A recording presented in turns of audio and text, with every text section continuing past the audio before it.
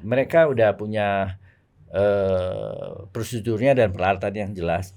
Peralatan mereka bawa Mereka sendiri? bawa semua. Mereka adakan training di Marshall kita untuk penanganan itu.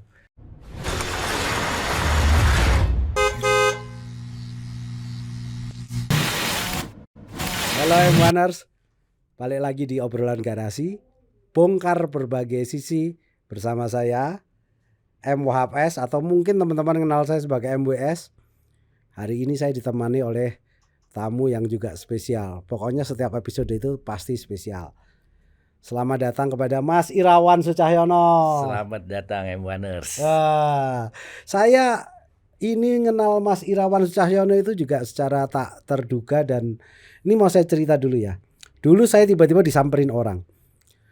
Dia kepengen ngitung apa Mas, BQ ya, Bill of Quantity.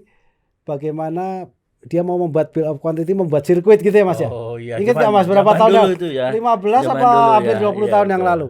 Saya bingung ditanya, tapi teman saya itu kenal saya orang motorsport. Akhirnya saya coba kontak-kontak siapa nih yang kira-kira tahu tentang ini, dan ketemulah saya dengan beliau. Ditemukan oleh teman saya namanya Amru Wahyudi, Mas ingat Mas ya? Ya. Lama tuh. Ya, Akhirnya itu dulu ada rencana bikin sirkuit di Bintan kalau nggak salah ya Mas ya. Disitulah saya tahu betapa Mas Irawan sangat memahami tentang proses pembuatan sirkuit. Karena Mas Irawan waktu itu pernah cerita bahwa beliaulah yang juga dulu menjadi partner dari Herman Tilke pada saat membangun sirkuit di Karawaci ya Mas ya. Ya, waktu itu 2006 2007 ya. 2006 2007 kira-kira ya. Nah, pengen tahu Mas, itu sirkuit Karawaci gimana ceritanya tuh sekarang Mas? Ya, itu di dalam perumahan street circuit ya. Sekarang sudah tidak ada lagi. Tidak ada lagi sirkuit ya. Karena Tapi itunya pedoknya, buildingnya masih dipakai untuk kuliah segala macam gitu Mas ya. Jadi meskipun street circuit ya, tapi dia membuatnya sangat-sangat serius. Jadi sekarang bekasnya kita bisa lihat, dan ada sebagian dari track itu yang sering dipakai sama anak-anak drifting sekarang ya. Oh, masih ke drift di sana ya. Sekarang cukup lebar, aspal yang sangat bagus, sudah sekian puluh tahun masih bagus. Banyak event di situ. Padahal dulu teknologi aspal mungkin belum seperti sekarang Mas ya. Ya kurang lebih sama lah menurut masih saya, sama. Mas Wahab ya. Kira-kira kurang lebih sama. Mas mau tanya aku, sirkuit Karawaci itu cerita berdirinya kira-kira gimana sih Mas? Kemudian sedikitlah Mas diulas proses pembuatannya waktu itu Mas. Ya, jadi Karawaci itu kan untuk A1GP. Ya, jadi sebetulnya eventnya dulu datang sebelum sirkuitnya. A1GP akan dilaksanakan di street circuit di Karawaci. Udah dikonsepkan bahwa dia akan menjadi street circuit di lokasi tersebut. Sementara zaman dulu street circuit belum banyak ya. Belum banyak, jadi paling Monaco, Melbourne juga belum Mas ya. A1 tidak di sirkuit F1 ya betul. A1 tidak di street circuit. Ya. Tapi di Indonesia mau dicoba di street circuit. Oke. Ya, jadi udah dibangunlah oleh konsorsium dari luar negeri dan di Indonesia dari Lipo. Nah, kemudian 1 dan 2 hal akhirnya event batal, tapi sirkuit itu tetap ada dan dibuat 2 kali kalau nggak salah, ada 2 kali event ya, event balap mobil di Indonesia, dan itulah pertama kali ada balap mobil di Indonesia di sirkuit yang beneran, dalam arti street circuit yang beneran. Itulah awal dari Kejurnas ya kalau nggak salah. Mungkin itu zaman dulunya banyak sekali street circuit ya. Ya. Sebelum FIA modern, tapi ini adalah balap di zaman modern yang sesuai dengan spek-spek yang ada.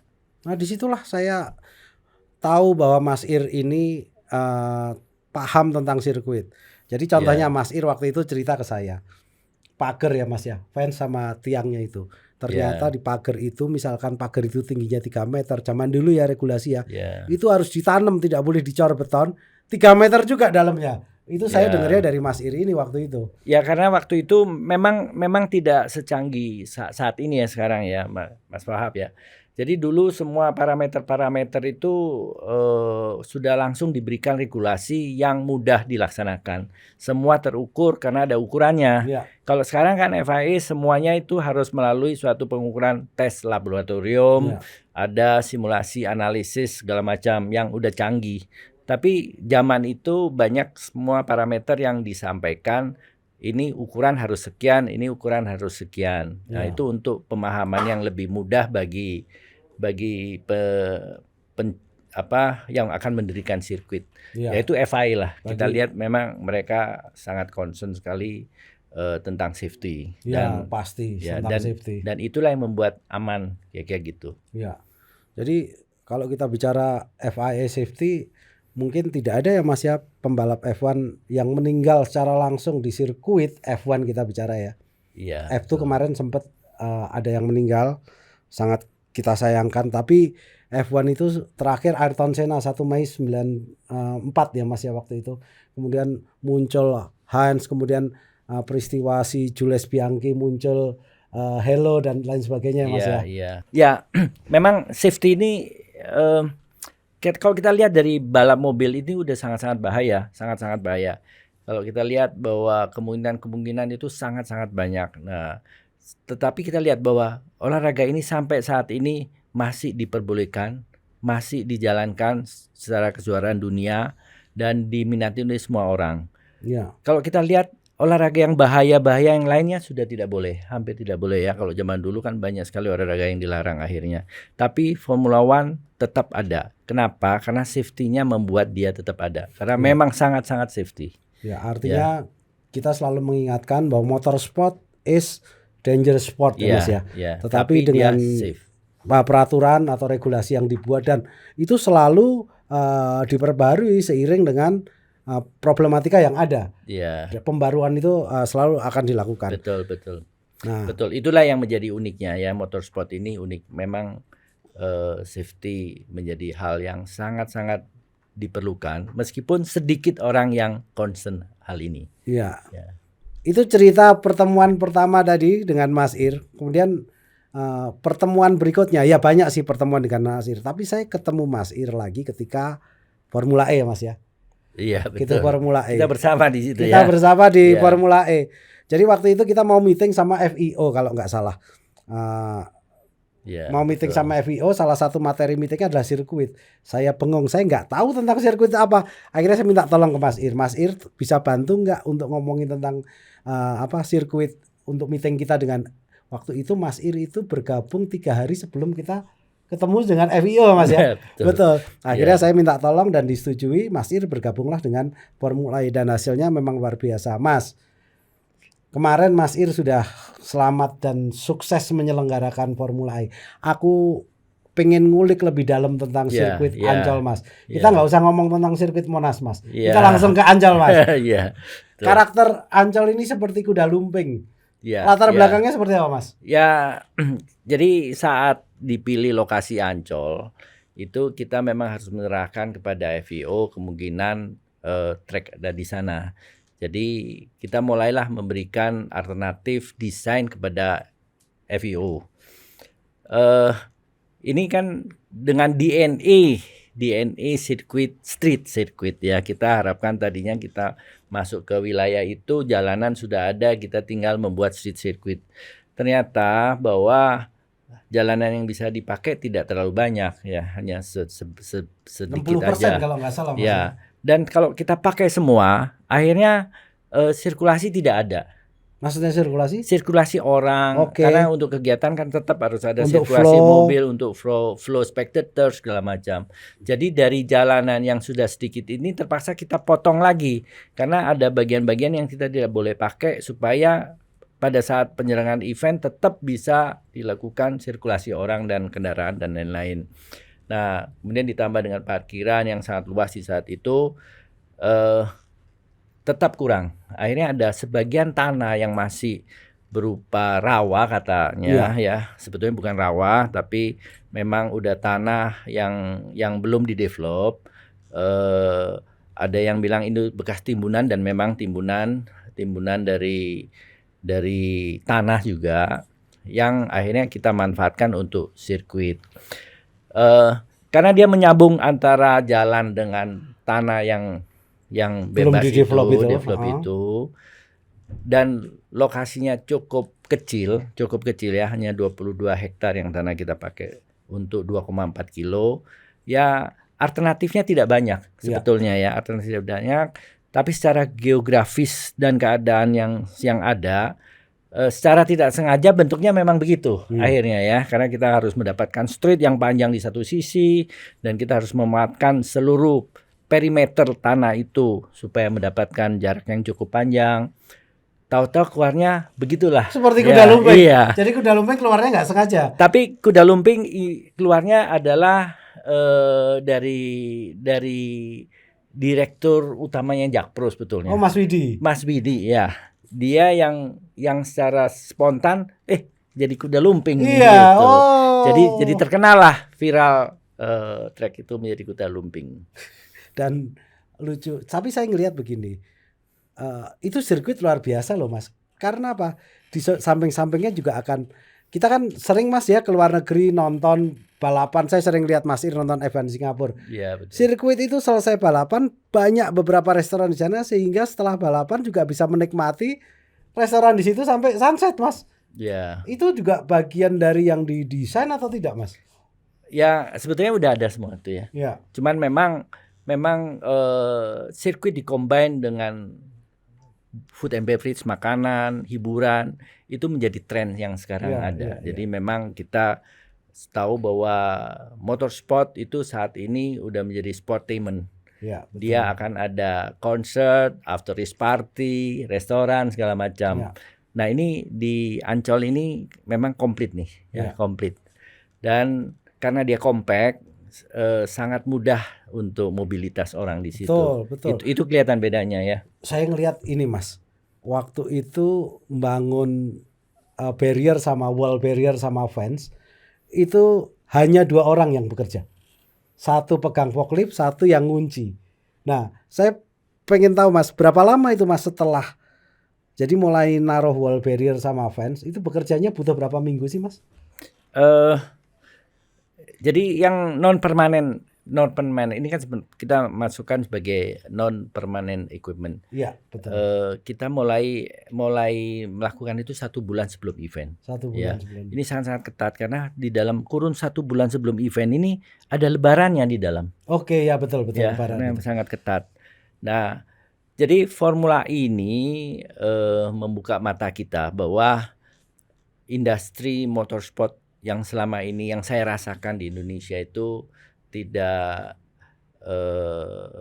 menguntungkan dalam segi keuangan karena tidak dikemas sebagai industri. Nggak seksi lah, kurang seksi sebelumnya motorsport gitu. Iya, tetapi sesudah kita lihat ada MotoGP, Formula E dalam tahun yang sama di Indonesia, kita jadi lihat bahwa ini adalah industri motorsport. Dan industri ini bukan sesuatu yang pembuangan uang, buang uang yang percuma. Tapi ini adalah suatu industri yang luar biasa, baik secara keuangan ya, financial dan kegunaan ya, fungsi-fungsi lain, benefitnya banyak sekali. Memang yang masih bisa memanfaatkan ini secara besar dan terukur adalah masih orang-orang asing itu. Tapi kita belajar ya. Indonesia saya rasa dengan ada 2 event ini orang udah membuka mata bahwa motorsport ini dengan kemasan yang modern ini sangat bisa Mas, kita ini Mas jadikan satu yang saya tangkap gini Mas, bahwa Mas ini mau ngomong jangan cuman bule aja yang harus bisa memanfaatkan motorsport di Indonesia ini. Orang kita harus menjadi tuan rumah di negeri sendiri gitu maksudnya Mas Ir. Iya betul. Makanya tadi pertanyaan kan jauh nih jawabnya. Kenapa bule cepat sekali masang itu? Mereka membawa olahraga ini beserta dengan segala macam vendor-vendornya, pekerja-pekerja dari mereka yang spesialis. Dan memang sangat luar biasa. Jadi kecepatannya luar biasa, tapi mereka ini sebetulnya adalah suatu industri gitu. Karena dia menjalankan industri luar biasa cepat, ya kita bayar mereka. Ya, yang bayar bukan kita ya. Jadi FIO sebagai promotor dia membawa segala macamnya ke Indonesia. Kita nonton bukan hanya motorsportnya, bagaimana dia mengemas eventnya ini secara kejuaraan dunia. Kalau luar itu biasa. Bisa dikerjakan orang lokal, diterima nggak sama FIO Mas? Ya pasti diterima. Karena kosnya jauh lebih murah pasti kan Mas ya. Orang belum tahu bahwa Indonesia mampu ya dengan Makanya kita harus membuat sesuatu, membuat mata dunia melihat supaya dia tahu bahwa kita mampu. Makanya M-Winer menarik kan pembicaraan kita. Jangan lupa teman-teman, supaya kita tambah semangat dengan menghadirkan narasumber-narasumber yang menarik seperti Mas Ir ini. Jangan lupa like, subscribe, dan komen. Inilah hal-hal yang seperti ini yang membuat kita tambah semangat, Mas Ir. Ya, Kita juga berpacu untuk selalu menghadirkan narasumber-narasumber yang terbaik yang bisa kita kulik. Nah, sekarang saya mau tanya ini Mas Ir. Mas Ir kerja di mana sih sebenarnya? Sekarang saya Tapi gini sebelum Mas Ir jawab. Ya. Mas Ir ini arsitek. Ya, betul. Salah satu kenapa kok saya merekomendasikan waktu itu nama Mas Ir, karena latar belakangnya juga arsitek. Paling enggak arsitek dengan sipil itu dekat ya Mas ya. Paling enggak tahu. Nah, Mas Ir sekarang bertanya. Mas Ir orang mana sih, kerja di mana sih sekarang Mas Ir? Ya, kalau tentang karir pekerjaan saya banyak sekali ya. Dari zaman dulu bekerja segala macam. Tapi sekarang saya sangat bahagia sekali ya, karena hobi dan kerja itu sama. Ini jarang ya, Mas ya, jarang ya.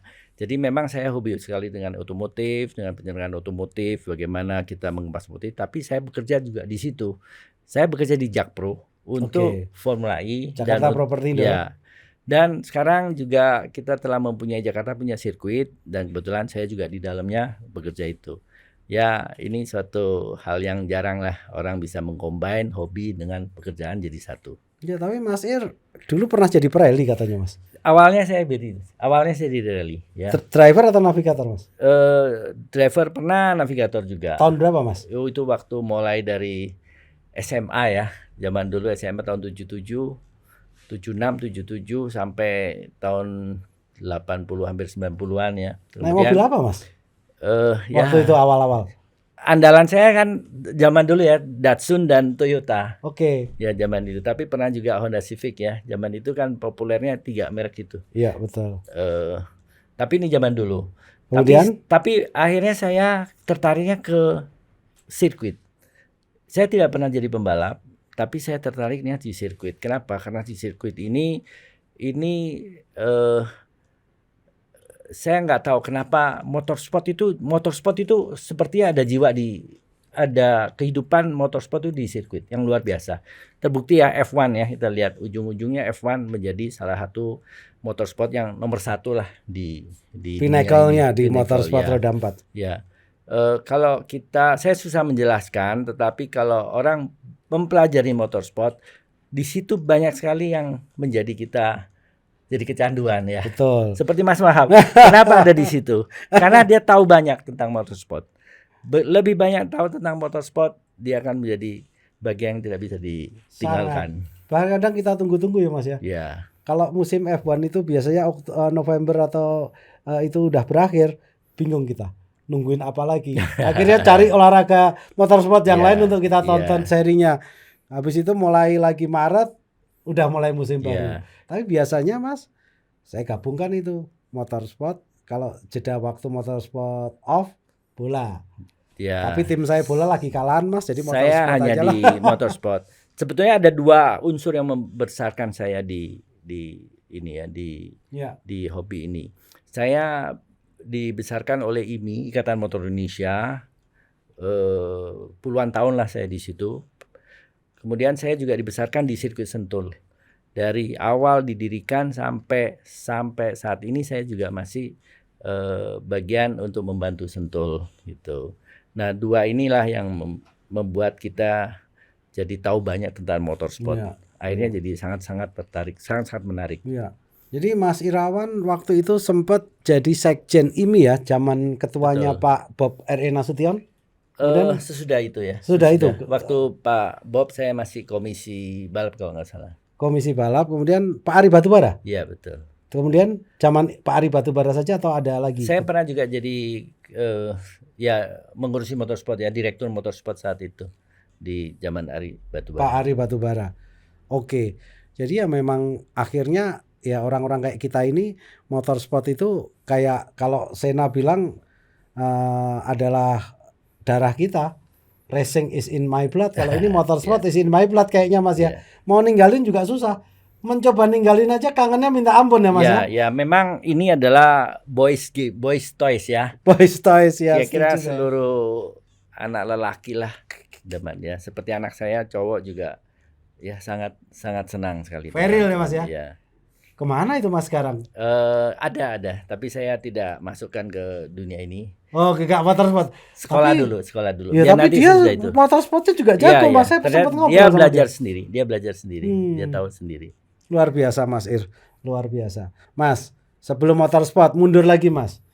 Kalau nggak salah Mas Ir dulu punya toko namanya apa Mas? City Motor. City Motor. City Motor, beneran itu? Itu zaman saya buka dealer mobil ya.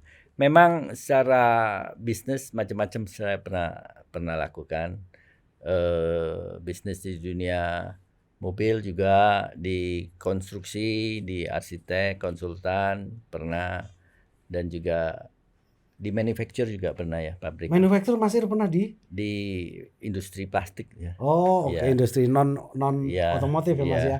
Tapi City tadi Mas, singkatan dari apa Mas? Itu alamat jalannya Cideng Timur. Oh, City itu Cideng Timur. Ya. Berarti tokonya ada di Cideng. Kalau anak-anak Jakarta mungkin tahu ya. Iya. Tahun berapa itu Mas? Tahun 2000-an. 2000-an.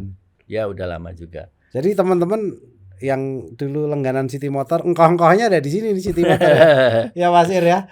Gitu. Mas, kembali ke Mas, waktu Mas di IMI.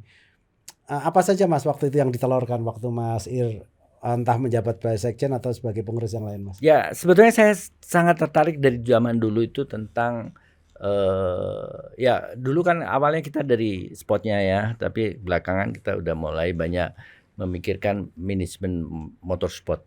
Ini sesuatu bagi Indonesia, kita harus banyak belajar juga ya. Kita ketinggalan dalam industri bisnis motorsport ini. Ya. Nah, ini sebetulnya adalah ekosistem yang harus kita bina bersama. Mungkin Ikatan Motor Indonesia lah yang harus tanggung jawab ini ya, supaya bisa membuat suatu ekosistem motorsport, bukan hanya sportnya aja, tetapi juga bisnisnya. Karena ini kalau ekosistem ini bagus, pasti yang muncul nanti adalah secara keseluruhan. Eventnya bagus dan terutama adalah pembalap. Ya, kita Indonesia itu ujung dari semua olahraga ini adalah atlet balap. Itu menjadi parameternya ya. Nah, untuk menuju ke situ harus mempunyai dasar yang sangat-sangat kuat. Ya. Inilah yang harus kita pikirkan bersama. Betul. Ya, momen-momen ini ya Mas Wahab, kan harapan dengan obrolan garasi ini nanti moga-moga muncullah ide-ide. Ujungnya kita tahu bahwa harus dimunculkan pembalap, karena pembalap itu akan membawa nama Indonesia. Ya. Jadi kalau kita tahu Mas, kalau kita ngomongin pembalap open wheeler, 4 roda, itu kan mulainya dari go-kart. Pasti go-kart. Betul. Industri go-kart di Indonesia itu ada, tetapi ya balapannya di tempatnya hanya itu saja. Nah, kalau saya punya pemikiran ini Mas, Mas Ir setuju nggak ya? Kita bikin sirkuit motor Mas. Sirkuit motor kan identik bisa dengan go-kart Mas. 8 tahun Mas, kalau orang atau 6 tahun mulai 8 tahun mereka udah belajar go-kart. Sehingga ke jenjang berikutnya ini kan basicnya ke formula atau mau ke touring dulu, mereka udah muncul itu dari situ. Nah, kalau sirkuit motor dibuat ada 4-5 tempat, jadi serinya bisa seluruh Indonesia Mas. Mestinya APM atau prinsipal itu bisa bikin sirkuit motor, akhirnya motor dan go-kart bisa maju. Menurut Mas Ir gimana? Ya, memang begitu ya. Secara pemikirannya dari dulu orang Indonesia bicara begitu. Tapi kembali saya bilang, kita harus belajar ya. Kita ketinggalan dari dunia luar. Ya. Kita tahu kan ujungnya seperti apa, bahwa kita pengen mempunyai pembalap Formula One atau pembalap MotoGP lah, 2 ujung di atas. Tapi bawahnya kita kan kembali kita bermain dengan cara kita sendiri. Kita balapin lah motor bebek itu. Yang menurut saya perlu waktu. Ya mungkin nggak nyampe nanti ke MotoGP-nya. Kalau go-kart akan ke F1. Itu udah dilakukan oleh beberapa pembalap Indonesia ya. Tinggal memasifkan aja, kurang masif aja. Yang atas kita lihat dikit sekali. Untuk motor lihat saja di luar negeri. Dan sekarang udah mulai masuk Indonesia sejak ada MotoGP di Indonesia. Ada yang seperti go-kart itu juga, Mas Wahab. Dari MiniGP. MiniGP ya. MiniGP mempunyai tahapan yang persis seperti go-kart ke Formula One. Motor berapa cc sih Mas MiniGP? 50 cc. MiniGP itu 100 ya. Ada dua macam, 100 dan 160 cc. Tapi kan ukuran kecil. Di sini tahapannya persis seperti Formula One. Kita harus lewat situ supaya kita bisa ada pembalap MotoGP. Yang dilakukan saat ini sudah bagus juga ya. Ada pembinaan beberapa ATPM, saya lihat sudah sampailah dekat, tapi tidak bisa masif. Betul. Ya.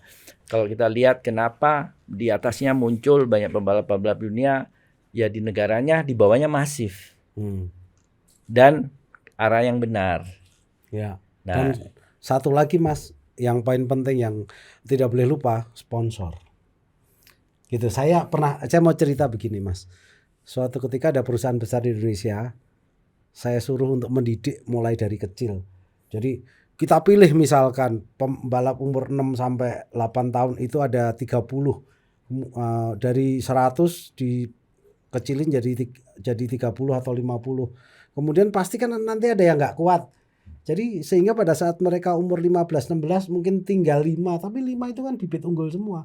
Pada saat tetapi perusahaan itu bilang begini Mas, ya kalau selama 10 tahun itu kebijakan pimpinan sama pimpinannya saja bisa diganti-ganti. Akhirnya kebijakan, nah itu menjadi kendala tersendiri. Mestinya perusahaan-perusahaan besar yang ada kaitannya dengan otomotif ini punya rencana jangka panjang. Kita himbau begitu ya Mas ya. Jadi pembinaan, pembibitan dari motorsport itu juga menjadi tanggung jawab bersama, tidak hanya pemerintah maupun orang tua atau si atlet itu sendiri, tapi juga sponsor mungkin Mas ya. Nah ngomong-ngomong soal ini, saya jadi pengen tahu Mas Ir tergabung dalam tim yang Mandalika, tim yang roda 2 itu? Ya itu sebetulnya teman saya yang mengajak ya. Jadi kita ada tim namanya Mandalika Racing Team. Sebetulnya munculnya Mandalika MRTI, Mandalika Racing Team Indonesia. Itu idenya juga sesudah ada Mandalika, ada MotoGP. Setelah sirkuit. Ya, beliau memikirkan bagaimana membuat anak Indonesia bisa muncul di MotoGP sebagai pembalap. Tapi nggak ada hubungannya Mas sirkuitnya dengan tim ini kan? Terinspirasi oleh sirkuit itu. Ya, jadi intinya adalah karena MotoGP di Indonesia itu sangat cepat, tahu-tahu ada. Sehingga bagaimana kita ingin cepat-cepat supaya ada pembalap. Jadi kan harus ada tim. Ya, harus ada tim. Tapi ternyata ya itu ya yang saya sampaikan bahwa untuk menciptakan pembalap itu perlu waktu dan perlu jenjang, segala macam perlu. Jadi tim ini yang tadinya diharapkan segera mempunyai tim pembalap Indonesia, saat ini jadi tidak ada pembalap Indonesia yang bisa di situ. Tapi moga-moga ya, yang penting kita harus konsisten, tetap ada, suatu hari juga akan tercapai adanya pembalap Indonesia masuk ke tim kelas utamanya MotoGP ya Mas. Ujungnya harus sampai ke MotoGP. Kelas utamanya MotoGP ya. Jangan hanya di Moto2 atau Moto3 atau Moto2 ya Mas ya. Saya rasa Indonesia harusnya bisa ya. Karena kenapa? Saya melihat kalau di MotoGP ukuran badan orang Eropa itu juga kalau rata-rata dia terlalu besar untuk MotoGP. Kita lihatlah misalnya pembalap Valentino Rossi atau kalau zaman dulu ada Dani Pedrosa. Ya, semuanya kecil-kecil. Sebetulnya ukuran Asia itu. Jadi tidak ada alasan bahwa orang Asia tidak bisa juara di MotoGP. Nah, hanya jenjang inilah yang harus kita laksanakan. Ya, oke. Mas, balik lagi Mas ke sirkuit Ancol karena jadi Mas Irawan ini posisinya di Jakpro sebagai apa Mas? Saya karyawan Jakpro. Karyawan Jakpro? Ya, jabatannya? Jadi terakhir saya di VP Infrastructure dan General Affair. Juga mengurusin motorsport pada saat di Formula E ya. Jadi bukan Jakpro tapi di Formula E. Di Formula E. Ya. Jadi sirkuit ini tanggung jawabnya siapa Mas? Jakpro, pengelolanya atau kenapa? Saat ini lebih tepatnya Ancol dan Jakpro. Ancol dan Jakpro, oke. Ya. Dua-duanya sama-sama BUMD ya Mas ya. Betul. Nah, betul. terus apa sih rencananya Mas? Boleh kasih kita bocoran mau dipakai apa itu sirkuit? Ya Formula sesuai E instruksinya, sirkuit ini harus dipakai oleh masyarakat Jakarta sebagai sarana olahraga balapnya Jakarta. Ya. Jadi saya lihat memang ini perlu buat Jakarta. Nah, eventnya apa? Ya ini pasti yang berhubungan dengan mobil, karena ini adalah street circuit dihomologasi FIA untuk mobil. Nah, tentang nanti karena ini mendadak dijadikan suatu permanen, sedangkan kita lihat bahwa event tidak mungkin dirancang cepat, karena betul. Melibatkan banyak orang. Tapi pelan-pelan lah kita lihat nanti ada event-event. Oke, kita tunggu sekali itu Mas. Tapi ngomong-ngomong, masih ada waktu kan? Ini penting sekali nih yang harus saya tanya ini Mas Ir. Soal homologasi Mas. Kan masih ikut proses. Sebenarnya homologasi itu apa sih buat teman-teman yang nggak tahu? Kenapa kok perlu homologasi? Ya. Apa itu homologasi? Coba Mas Ir cerita Mas Ir. Ya ini memang peraturan. Jadi memang olahraga mobil ada induk organisasinya FIA, di Indonesia ada IMI. Seluruh hubungannya sama safety nih Mas. Jadi sirkuit harus homologasi FIA, berarti sirkuit itu aman, safe untuk balap. Tidak ada homologasi, tidak boleh dipakai balap. Intinya seperti itu. Jadi ini sertifikasi sirkuit ya Mas? Ya begitu. Jadi kenapa disebut homologasi? Karena banyak sekali peraturan-peraturan FIA yang udah menentukan sirkuit harus A, B, C, D itu. Nah, jadi untuk mencapai semua harus sama dengan requirement dari peraturan, itulah yang perlu di assessment. Kalau udah sama, diberikan homologasinya, yang dianggap ini sesuai lah dengan aturan itu. Prosesnya ada dua macam. Kalau yang lokal ke Ikatan Motor Indonesia, tapi kalau event itu internasional adalah apapun internasional, baik sampai dengan tingkat kejuaraan dunia, harus dihomologasi oleh FIA. Ya, prosesnya adalah begitu ya. Mulai dari apapun di sirkuit itu harus sesuai dengan peraturan FIA dan akan diinspek. Itu yang mengajukan adalah si pemilik sirkuit. Ya, dan tetapi pemilik sirkuit hanya bisa mengajukannya lewat federasinya. Kalau itu yang mau saya tanya. Harus lewat IMI. Jadi kalau misalkan ada sirkuit baru kepengen homologasi, langsung ke FIA atau FIM boleh nggak Mas? Ya nanti disuruh ke IMI juga. Pasti akan ke ASN ya istilahnya Mas ya? Ya, jadi koresponden harus lewat IMI. Tetapi sirkuit kan pasti yang harus menyiapkan segala macamnya ya. Kalau IMI sebagai government body ya akan membantu pelaksanaan itu. Oke.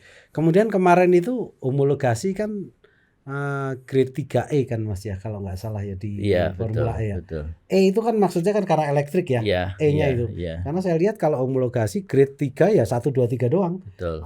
Nggak ada 1A 1B. Emang kelas zaman SMP Mas 1A 1B gitu. Nah, memang targetnya memang 3 atau targetnya 2 atau targetnya 3 dan didesain 3 atau dari awal perencanaannya udah 3 Mas? Nah ini yang menarik ya, ini yang menarik.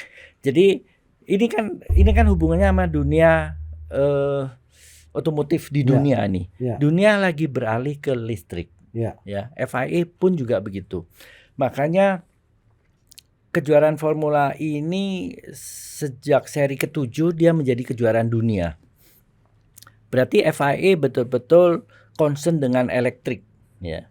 Termasuk sirkuitnya. Jadi sirkuit kalau kita tahu sirkuit itu kan ada grade 1, grade 2, grade 3.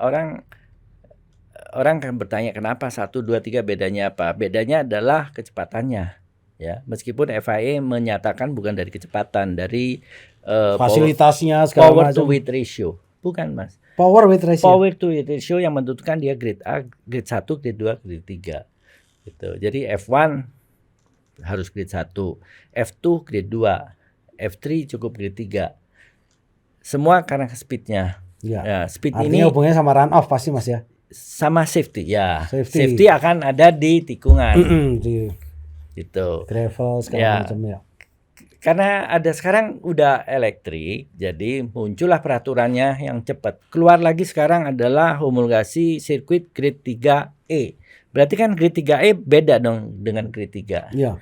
Ya sedikit detail lah karena dia udah elektrik. Hal-hal terkait dengan elektrik ini menjadi concern juga. Iya. Makanya itulah hebatnya FIA, dunia ini sedemikian cepatnya berubah. Ya kalau kita nggak ikuti ketinggalan. Iya. Mas, sampai sekarang ini kan saya tahu, oke, homologasi teman-teman dianggap sudah tahu. Nanti yang lain-lain baca ke Bahpedia itu, tapi paling nggak udah diterangin Mas. Ada bedanya Mas, jadi street circuit, kan kita sirkuit Formula E, kenapa dihomologasi sampai 1 minggu menjelang event? Iya. Itu kan orang-orang membahas dulu, waduh belum dapat homologasi, bagaimana kalau tidak dapat? Padahal event kan kurang berapa hari dan homologasi akan dilakukan hari-hari terakhir. Bagaimana kalau nanti nggak dapat homologasi? Gitu. Nah, ya itulah yang kekhawatiran. Sebetulnya tidak begitu. FIA sangat bekerja sama dengan penyelenggara dimanapun karena dunia otomotif memang disupport sekali oleh FIA. Semua itu udah terencana dari awal. Jadi hanya secara administrasi dikeluarkan terakhir tahapan. Tapi dari awal tahapan apapun sudah masuk gitu. Iya.